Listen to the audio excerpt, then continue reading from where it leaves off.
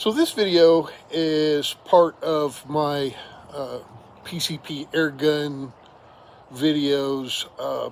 This one's making the cooler for the airgun compressor. It's going to hold the coolant for the Yong Heng compressor. And after that, I'll have another video on the compressor itself and continuing on to build that cart. So hope you enjoy it. Peace out. All right, here I am in the garage. Now I've had this cooler on my cart and I marked about where I was interested in putting the through hole, and I just marked it here. And I'm going to use first I'm going to drill a hole with a regular bit, and then I'm going to use a spade bit to go most of the way through and then come through the other side. If you use a spade bit on wood and you don't do that, you rip out the other side. So I don't know what it'll do in plastic, but I'm going to follow the same rule. So anyway, I'll fire this back up when I get a plug installed. All right, here's my hole that's drilled, and coming from this side, my drill with the spade bit was too long to fit in the cooler, so I had to switch to a different driver. But no problem there. It cut through the side, no problem. But it's just a little jagged, and the piece won't fit in there. And I have a little rat tail file that I'm gonna file this down a little bit to get the piece in. All right, here's this airgun cooler project. Ran into a couple of issues. This piece here was actually for a little larger cooler than I got. I got a 48 quart. I think these are for a 50 quart up. But this piece right here, this dimension is kind of critical. It sticks out too far in there. So to fix that, I got spacers, and these are just washers. But to make them work, I had to grind them down so they would be able to fit. So if you're doing this project, you want to either make sure that this dimension matches your cooler, or you'll have to do something here. Another consideration was on the inside, the cooler wouldn't quite close all the way, and you had to push it down a little more than I wanted to.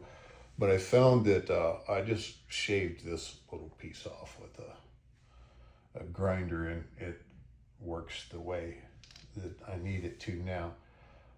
So the next steps are I'm going to use a little silicone and put in these holes and go ahead and get this assembled up, and we'll go from there.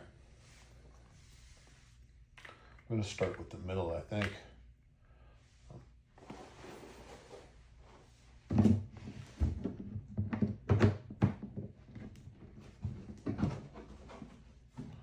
The other thing is the way these washers are, doesn't quite let that cooler stay open the way it should, or yeah, should probably is the answer. But when it's on the cart, the lid won't be able to fully open anyway, so that doesn't, although it's a little bit of an issue now, it won't be an issue when it finds its real home.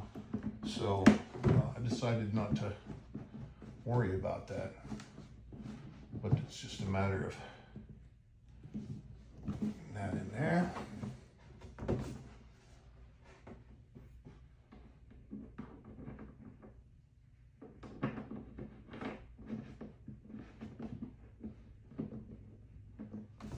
And that's what they look like assembled.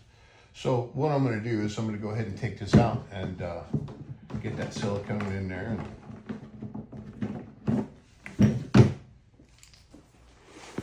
it going. So going ahead and assembling this last one. Just getting some silicone in there where it chewed up the foam from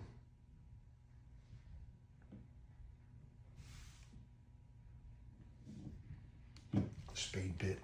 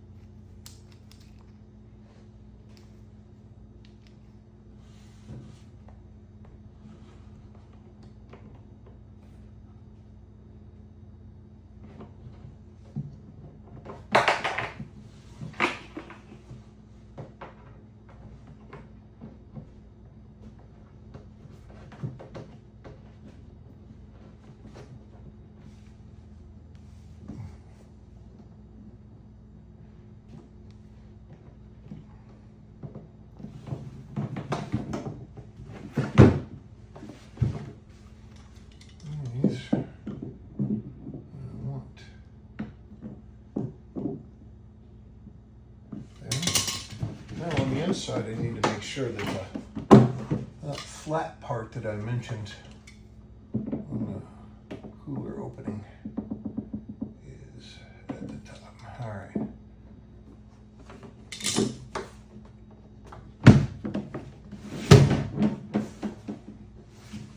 That is to the point we're at.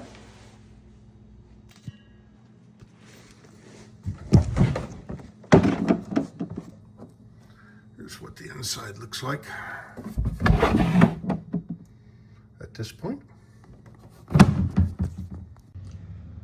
Okay, I was doing this cooler project and I skipped a step showing you. But what happened was, after I siliconed and inserted those drain tubes, drain plugs if you will, I didn't need the threaded part that the cap screwed on. So I cut those off, because I didn't want that extra distance. Then I took a straight brass fitting and a 90-degree brass fitting, and I measured the distance of the drain plug, and it was 2 inches-ish. I cut two pieces of line the same, and I attached the straight fitting and the 90-degree fitting in there. Then came the fun part, trying to center these the best I could. I was initially going to try and get them centered and then use foam, a spray foam to seal that up with, but these take quite a bit of force putting stuff on and off, and I did want to be able to do that, so I wound up just epoxy gluing it. I glued the crap out of it is what I did. And so inside is fairly decent. It is a little wet in here because I just marked the 5-gallon mark in here. I wanted to know where 5 gallons was, just to sort of keep track as I take the ice in and out. I didn't want to lose water. So the next step is the pump. So here is the pump. This is the pump that I got. This is the pump that came with it. There's pretty significant size difference in there, but any of the videos that you watch tells you to upgrade the pump. So that's what I did.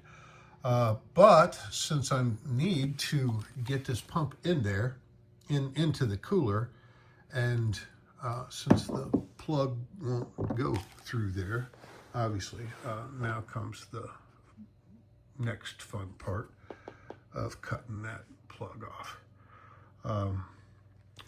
This is also a water temperature thermometer, and I'm going to put that in as well, just so I can kind of keep track of the water. So I'm going to go ahead and do that.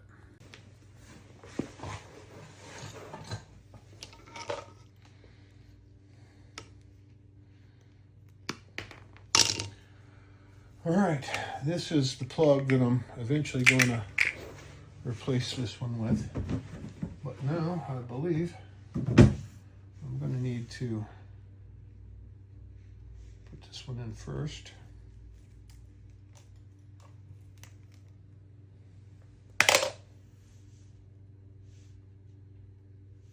I don't know if that'll go through or not, but we're going to try.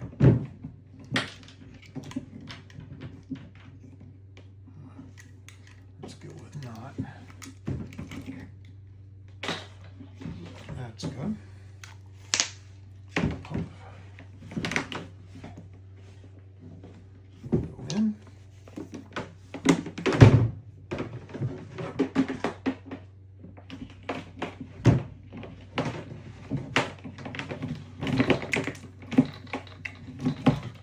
And then the cord comes out.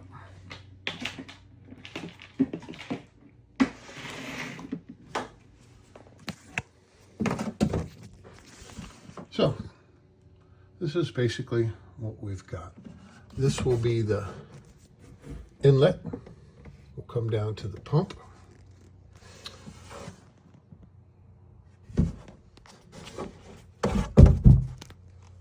And this will be the outlet from the pump itself. So this is the hot coming out of the pump, and this is the cold going to the pump.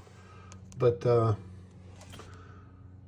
between that, I think I will use a little bit of that spray foam in that hole right there. It'll do better than nothing, and this doesn't have to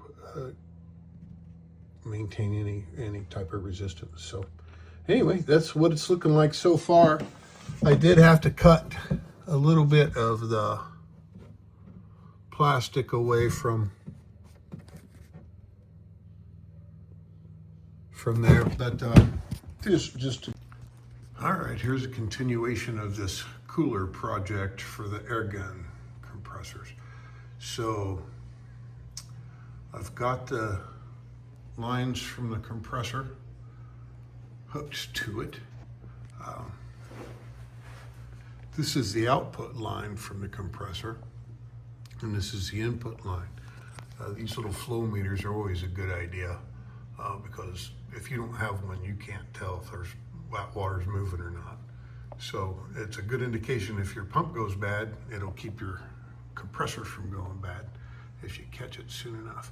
And that is the water temperature that I've got there.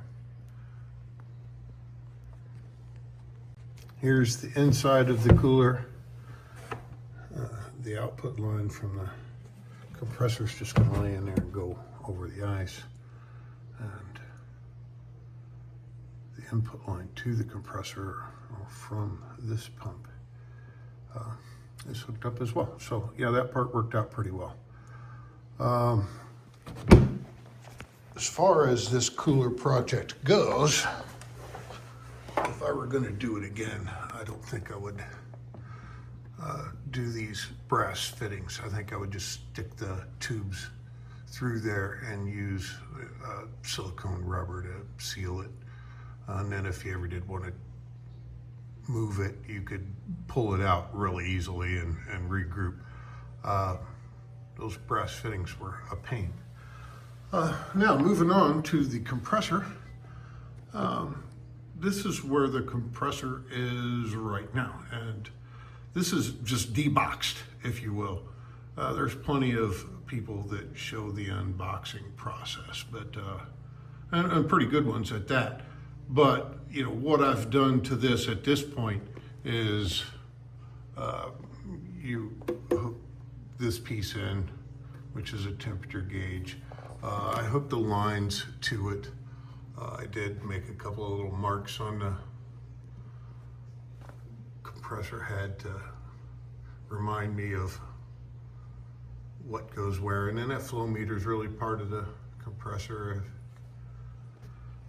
This doesn't even have oil in it, so let's see, there's a plug that comes here and you take the plug out and you put this little breather in, but you know, at this point I don't have oil in it. I've got some royal purple that I'm going to use. I'll gather that stuff up and show you here shortly. So that was how I made the cooler. The next video is the rest of that cart. So go ahead, check it out. Peace out.